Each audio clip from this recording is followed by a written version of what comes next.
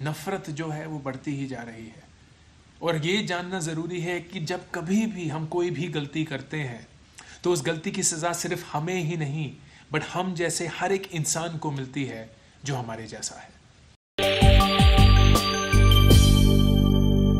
आज आपके साथ एक कहानी शेयर करना चाहता हूँ जो आई थिंक छठी या सातवीं कक्षा में मैंने हिंदी की क्लास में पहली बार पढ़ी थी। और पता नहीं क्यों, लेकिन जब पहली बार पढ़ी आज तक मुझे वो कहानी याद है। शायद इसीलिए क्योंकि इसकी सीख बहुत ही स्ट्रॉन्ग है। इसकी सीख हमारी ज़िंदगी में और ख़ासकर कि आजकल की दुनिया में बहुत ज़रूरी है। तो कहानी यह है दोस्तों कि एक गांव में एक बहुत ही बुज़ुर्ग से विद्वान इंसान थे और उनके पास एक घोड़ा था और उस घोड़े से वो बहुत ही प्यार करते थे। उस घोड़े को उन्होंने सालों तक अपने साथ रखा था, उसकी बहुत अच्छे से देखभाल करी थी। और एक दिन वो बुज़ुर्ग विद्वान इंसान अपने घोड़े पे सवार मार्केट की तरफ जा रहे थे और चलते चलते चलते चलते उनको थोड़ी ही दूरी पर एक गरीब बुज़ुर्ग से इंसान दिखे जो शायद मदद मांग रहे थे। तो उन्होंने अपने घोड़े को थोड़ा धीमा किया, रुके उस इंसान के सामने और उनसे पूछा कि क्यों जनाब, कोई मदद कर सकता हूँ आपकी? और उस गरीब बुज़ुर्ग इंसान ने बोला, हाँ, मैं मार्केट की तरफ जा रहा था और मैं बहुत थक चुका हूँ, मैं बहुत भूखा हूँ, तो मैं सोच रहा था कि अगर कोई मुझे मार्केट तक छोड़ दे।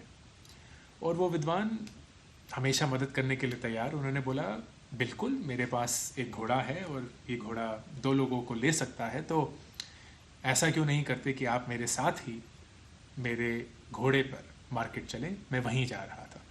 और वो बुज़ुर्ग से गरीब इंसान जो हैं वो काफ़ी खुश हो जाते हैं, बोलते हैं आपकी बहुत ही कृपा होगी अगर आप ये कर पाएंगे। तो विद्वान इंसान अपने घोड़े से उतरते हैं और काफ़ी मुश्किल से दूसरे इंसान को अपने घोड़े पर चढ़ाते हैं। और जैसे ही वो गरीब और बुज़ुर्ग इंसान घोड़े पे बैठते हैं, उन्होंने एक कंबल ओढ़ी हुई होती है, वो अपनी कंबल खोलते हैं और ये दिखता है कि वो ना ही बुज़ुर्ग हैं और ना ही शायद गरीब है, बल्कि वो एक चोर है। और वो चोर ज़ोर से हंसता है और बोलता है, बेवकूफ़ इंसान, मैं तुम्हारा घोड़ा चुराने के लिए यहाँ खड़ा हुआ था और तुमने अपने आप को उतार कर मुझे अपने घोड़े पे डाल दिया, अब मैं इस घोड़े को लेके भाग जाऊंगा। और ये देखकर वो जो विद्वान बुज़ुर्ग से इंसान से वो ज़्यादा अचंभित नहीं होते, बहुत ही धैर्य से बोलते हैं उस चोर को कि जो तुम करना चाहते हो तुम कर सकते हो, जो तुम करने आए थे वो तो तुम करोगे ही, लेकिन मेरा तुमसे एक बहुत ही सिंपल सा रिक्वेस्ट है। और चोर सोचता है कि इस पॉइंट पे ऐसी क्या रिक्वेस्ट है जो ये बुज़ुर्ग से विद्वान इंसान बोलना चाहते हैं या मुझसे चाहते हैं।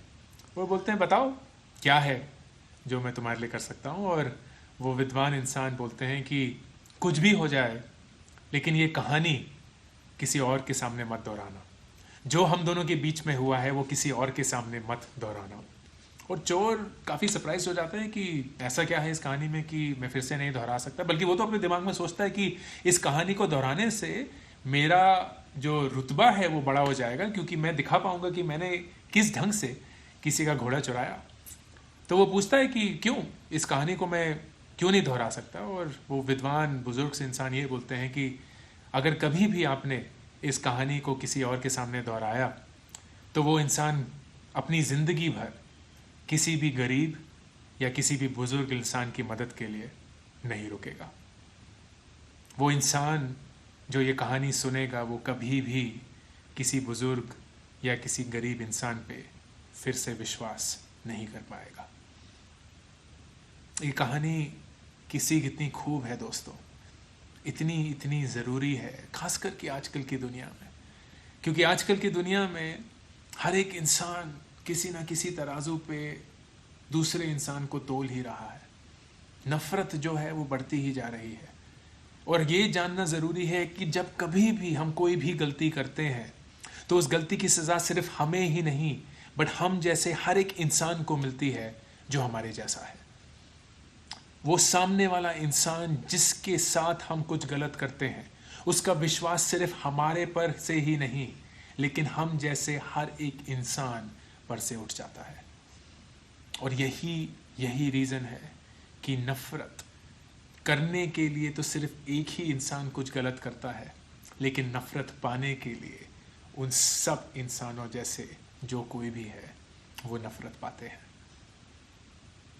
आप जब कभी भी किसी के साथ भी कुछ भी गलत करें, अपने आप को ये हमेशा याद दिलवाइएगा कि इसकी सज़ा सिर्फ आप ही को नहीं, पर हम जैसे हर एक इंसान को मिलेगी जो आपके जैसा है।